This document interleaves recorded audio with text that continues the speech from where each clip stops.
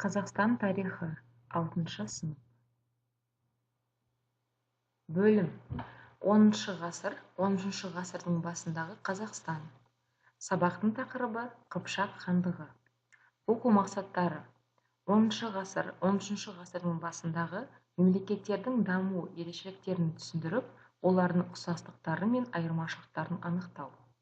Екінші оқу мақсаты Қыпшақтардың Еуразия тарихындағы орнын анықтау, көшпелілердің әскери өнеріндегі жетістіктерін сипаттау. Зерттеу сұрағы: не себепті Еуразия даласы Дешті Қыпшақ деп аталды? Тарихи концепт: себеп пен салдар. Бағалау критерийлері: білу және түсіну, Қыпшақ хандығының құрылуын сипаттайды.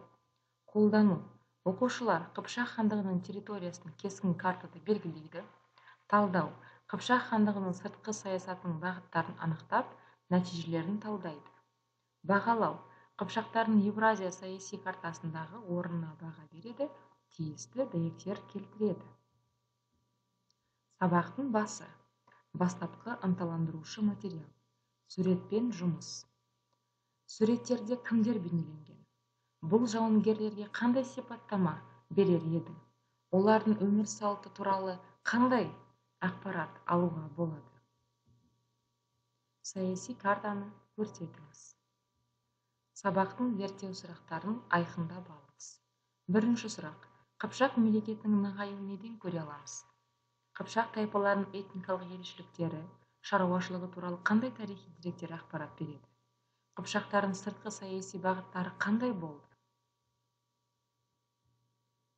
Зерттеу. Сабақтың бірінші кезеңі: мәтінмен жұмыс. Бірінші тапсырма: топтық жұмысты ұйымдастырыңыз. Бірінші топ: Қыпшақтардың этникалық құрамын сызба арқылы көрсетеді. Екінші топ: Қыпшақтардың қоғамдық құрылысын пирамидаға салып түсіндіреді.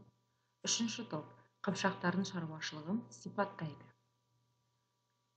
Осы тапсырманың бағалау критерийлері: Қыпшақтардың этникалық құрамының ерекшеліктерін анықтайды, Қыпшақтардың қоғамдық құрылысының екі ерекшелігін талдайды және Қыпшақтардың шаруашылығының екі ерекшелігін талдайды.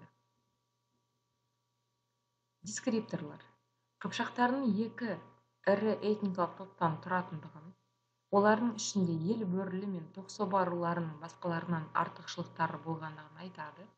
Қыпшақ мемлекетінің әкімшілік құрылымының пирамидасына билеуші ақсүйек топтарының өкілдерін хандар, тархандар, басқақтар, бектер мен байларды орналастырып, иерархиялық жүйесі болғандығын көрсетеді. Қарапайым халықтың құқығының шектеулі және құлдардың ешқандай құқығы болмағандығын түсіндіру арқылы Қыпшақ қоғамының бай және кедей топтарға бөлінген феодалдық мемлекет болғандығы туралы қорытынды жасайды. Қыпшақтардың мал шаруашылығы мен егіншілікпен айналысқандығын түсіндіреді. Содан кейін салыстыру жұмысын ұйымдастырады. Тапсырма екінші: Қыпшақ хандығы мен Қарахан мемлекетінің этникалық құрылымы мен қоғамдық құрылысын салыстырады. Сабақтың келесі кезеңіне өту үшін бастапқы ынталандырушы материалды ұсыныңыз. Суретте нені көріп тұрсың? Суретте бейнеленген адамдар кімдер деп ойлайсың? Қандай іс-әрекет суретте көрсетілуде? Зерттеу. Деректермен жұмыс. Бірінші топ Қыпшақтардың Хорезм елімен қарым-қатынастарын зерттейді. Екінші топ Қыпшақтардың Киев Русі мен Византиямен қарым-қатынасын зерделейді. Үшінші топ Қыпшақтардың әскери өнерін қарастырады. Дескрипторлар: Киев Русі мен Византия елдерімен саяси қарым-қатынастың нәтижесін талдайды. Грузия мен Венгрия елдерімен саяси қарым-қатынасты сипаттайды. Қыпшақтардың әскери өнер жетістіктеріне баға береді. Берілген тапсырмаларға сай тиісті мәтіндер, деректер ұсынылуы тиіс. Қыпшақтар және Хорезм.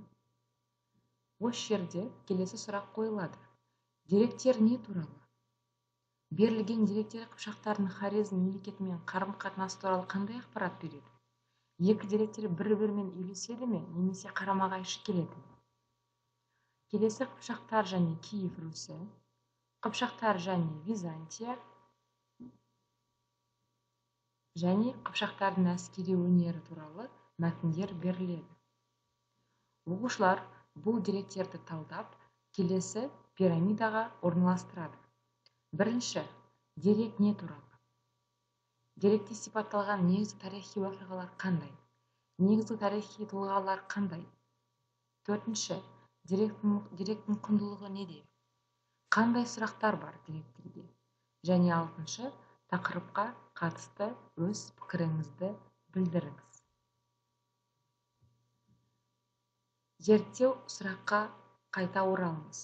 Не себепті Евразия даласы дешті қыпшақ деп аталды? Оқушылар сабақ барысында алған білімдерін, деректердің негізінде алған ақпараттарды қолдана отырып, берілген зерттеу сұрағына жауап беруі тиіс.